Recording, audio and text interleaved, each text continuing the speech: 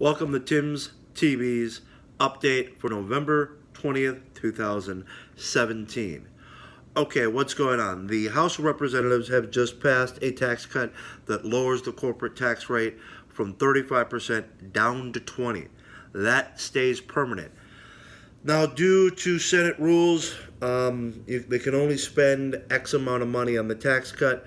Therefore, it looks like the personal tax cut will be temporary, but Congress will come back and reauthorize that. The important thing to understand is the Republicans only have a two-seat majority in the United States Senate, and the Democrats are domestically abusive to business. That means they do not support the corporate tax cut. Why is that important? China has a 20% corporate tax rate. We have a 35% tax rate right now. So if you want to build a factory, it is 15% more profitable right now to put it in China than the United States. So, and if you make the corporate tax cut temporary, somebody who's going to put up $5, $10, $50 million to build a factory that they expect to be profitable for the next 50 years will not make the decision to put it in the United States if that tax cut is temporary. Because in 10 years, the tax rate goes up again. Why not put it in China where you know what the tax rate's going to be for the next 50 years? You know what your profits are going to be. If you put it in the United States, because you have a temporary 10-year tax rate, well, this is a 50-year investment. Why would I make it in a country that's going to raise taxes and take a 15% increase or 15% more of my profits in 10 years? I'm making a really big gamble that the country won't do that. Therefore, put it in China. Put it in Mexico. They've got a lower tax rate, and it's going to be permanent over the life of that factory. So the Republicans decided to invest the money they could in making the corporate tax cut permanent. They're also betting that no one will increase tax cuts or increase taxes on the middle class in the future. So once these tax cuts on the middle class go into effect, they're going to stay permanent. Good bet. I mean, you have to play the chips or the hand that you're dealt. That's the hand they're currently dealt. They're playing it. Now, the U.S. Senate is making a corresponding bill. It's a little bit different, but they're going to put the two together.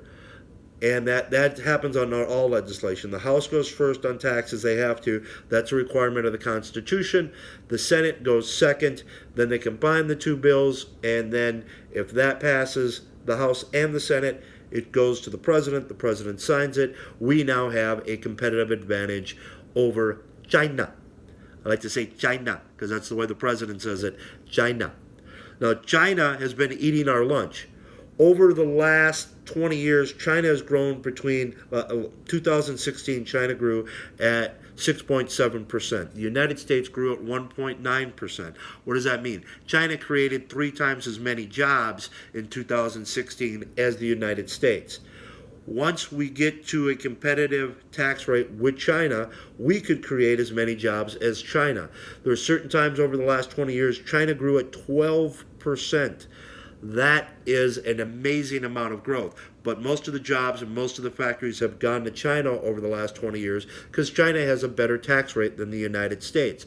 When America has a better tax rate than China, we will get those factories, we will get those jobs, and we will see an increase in all of our wages. The mandating that a business pays more in a minimum wage is one way to get you more money. Giving us a competitive advantage where you have multiple companies competing for your services drives your wages up much faster, much quicker, and is real wage growth, real wage security. The best welfare program in the world is a good job. A lower corporate tax rate will create millions of good jobs here in the United States. And for the people that oppose it, let's look at the racism of high corporate tax rates. When you allow good factory jobs to go over to, say, China or Mexico, you're discriminating against people in the United States. Who are you primarily discriminating against? Who gets a good factory job? Probably a high school graduate, probably somebody who's not good enough or to get an IT job. Let's say you went to an inner city school. Let's say you dropped out. Let's say you're not functionally literate. You could get a $50,000 a year job in a factory and live a long, happy life. If all those factories are in China and you're functionally illiterate in the United States, you're screwed. What are you going to do? If you're a good looking woman, you can strip for a while. If you're not, you can gangbang, you can deal drugs, or you can end up in the system.